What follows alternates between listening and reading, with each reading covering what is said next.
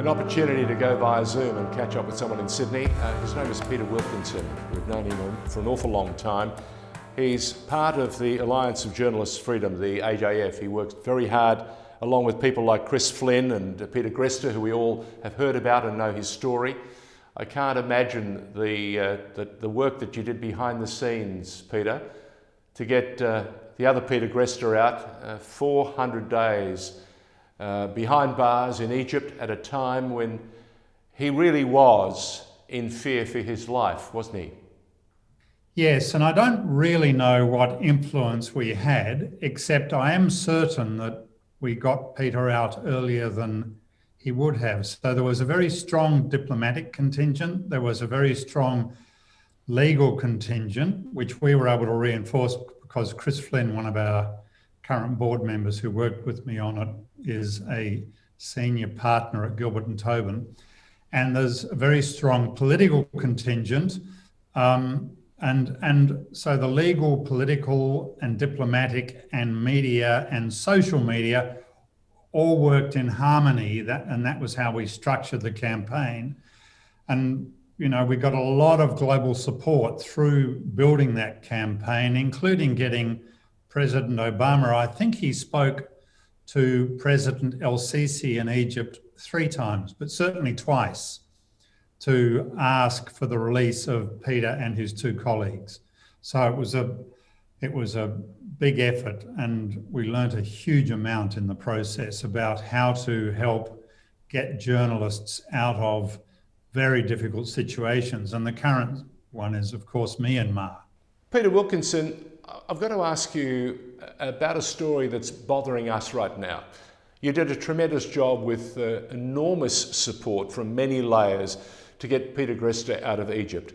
But how do we protect the Australian journalists around the country to allow them to do the best possible job that they need to do, and do it in a manner that fills them with enough confidence to be able to get on with the job and not have to keep looking over their shoulder or checking in with their lawyer who is on fast dial?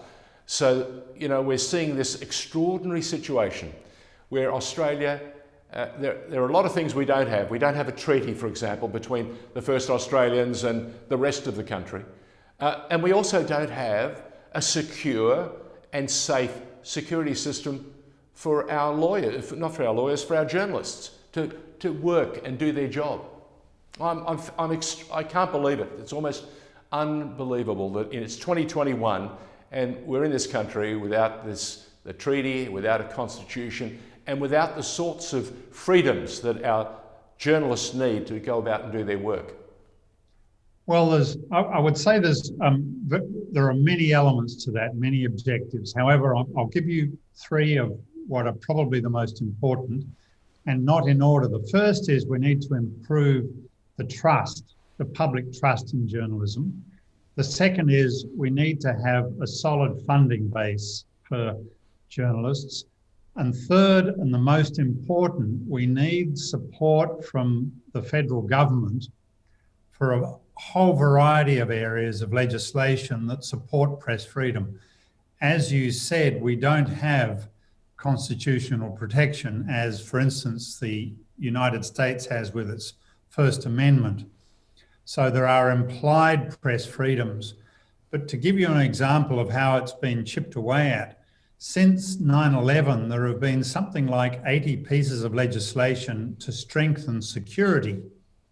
And many of those pieces of legislation actually strengthen security, but at the same time, weaken public freedom and press freedom. And so one of the things that the Alliance for Journalist Freedom is campaigning for is a Media Freedom Act, which will act as a buffer or another thing that a judge will have to consider when the judge is considering issues such as the George Pell trial, where press freedom was not given great consideration. And in fact, the press access was suppressed because a judge didn't have a Media Freedom Act that mandated that press freedom had to be a consideration in the way he constructed the trial. Peter Wilkinson, just a flash while you were talking. These extra securities, were the restrictions on journalists an unintended consequence of that extra security, or were they intended? Obviously I didn't design the legislation, so I don't actually know, but as far as we can see, these are mostly unintended consequences. The irony, of course, is that the security forces are there to protect democracy. And so what they should do is, in the process of protecting democracy, is protect press freedom as well. But that hasn't happened because press freedom hasn't been front of mind for them. And one of the things that the Alliance for Journalist Freedom is doing is setting up dialogue with the security services so that people who've spent their life being spies and protecting security can learn a bit about the way journalists think, but at the same time, journalists can get a bit of an understanding who've spent their whole lives being journalists and protecting the public's right to know, can get a glimpse of the way the spooks think. There's the other element here in this whole exercise too, that we've seen tremendous challenges at every level of the business. I think when Australia's best journalism was being performed or being created, it was done at a time when it had great patrons. People of the calibre of the ABC, of course, that had its standalone programs like Four Corners and other programs of that ilk. 60 Minutes, of course, was Kerry Packer's baby, and it was the one that he cared very much about. He also cared about his Sunday program.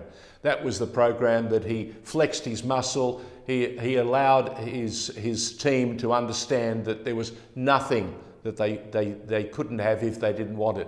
But they also had the security of knowing wherever they went, Kerry Packer had their back, whether it was with his checkbook or whether it was with his company's reputation.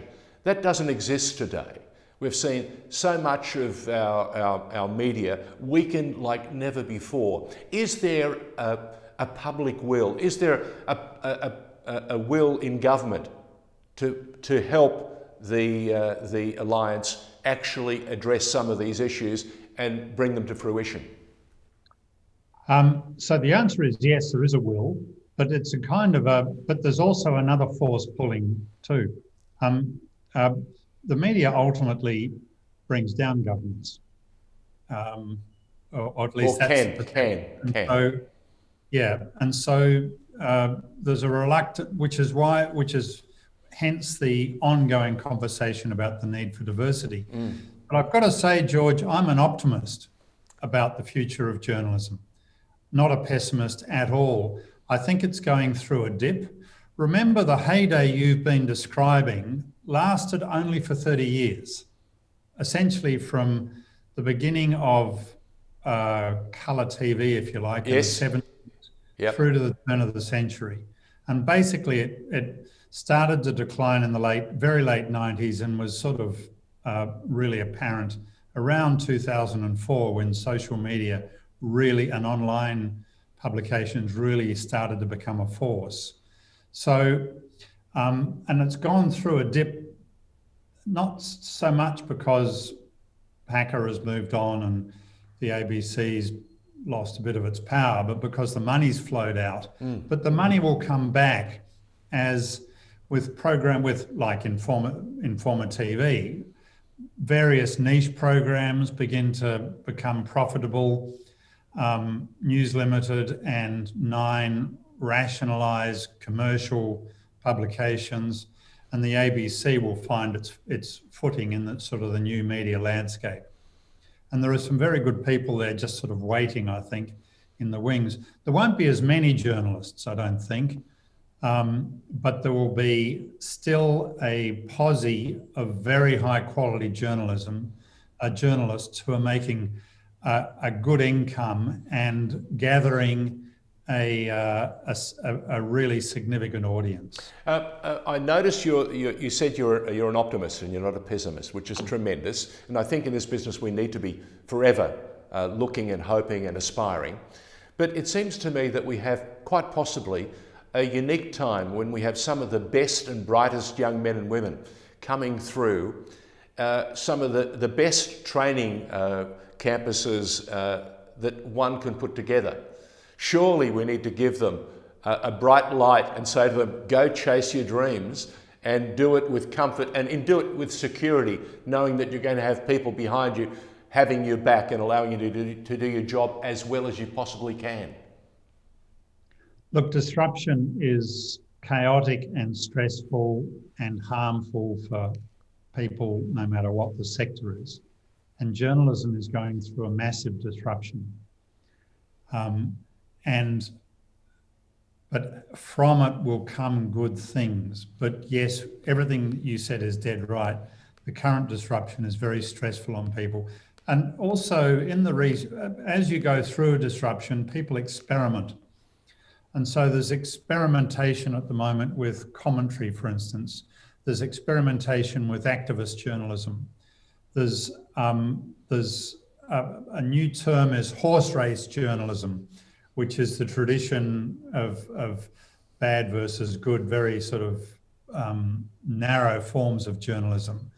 There's the wrestle that commercial TV news is having with its quality, and we all get frustrated, I think, with watching endless stories on knifings and car crashes in the western suburbs.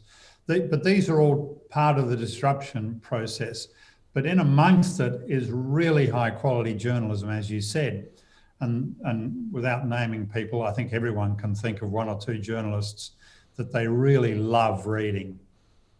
I tell you something, the thing that I want to see though is more than a public will. I want to see the will in government to make some major changes and give up some of those protections that you spoke of earlier, so that we can see a line in the sand drawn and to see something moving forward. Is that likely to happen and happen soon? Yep. Well, change is slow. And one of the difficulties we have, so for instance, with the media, so the first thing I'll say is there are a lot of politicians who want protection for journalists because they understand you don't have to look far to our north to see what happens when journalists are jailed or press freedom is restricted.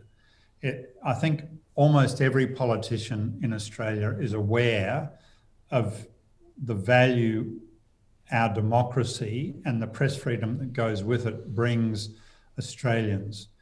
The difficulty is actually creating the change. I'll give you an example. If you say to a politician in power, a cabinet minister or similar, can we have a special piece of umbrella journalism? They'll say no. They'll say the reason we create legislation is actually to solve a specific problem, not to do umbrella stuff. And so the pushback on the Media Freedom Act isn't that they don't want to have stronger protection for journalists. The argument is we don't do umbrella legislation. It creates too many problems. Now, I can hear people thinking, but that's precisely what they've been doing with security legislation. And that's right. And there are holes in the argument, but that's the pushback we're getting. Not that they don't want protection for journalists, but they can't quite see the pathway. Well, if someone wants to do more and if they want to help the AJF to get some assistance, provide some support financially and otherwise, how do they go about it, Peter? Jump on our website or ring me. If you just Google Peter Wilkinson, I'll pop up, and my phone number and email is there. But the Alliance for Journalist Freedom is accessible on its website through phone numbers, emails. We're easy to find. And Peter Grester, our formal spokesperson, is readily accessible. He's a professor at Queensland University. So we're easy to find. and very willing for help in the form of in-kind or donations. Fantastic. Peter, as we've seen over the last week or two, we've never needed a stronger and more sharp press than we do right now. If the Alliance can get the sorts of changes and support that it needs to see all journalists in Australia work better, then it can't happen soon enough. So to you and to the entire team, we wish you every success, and let's hope you have some better news for us in the foreseeable future. Good. Thank you very much, George. Pleasure.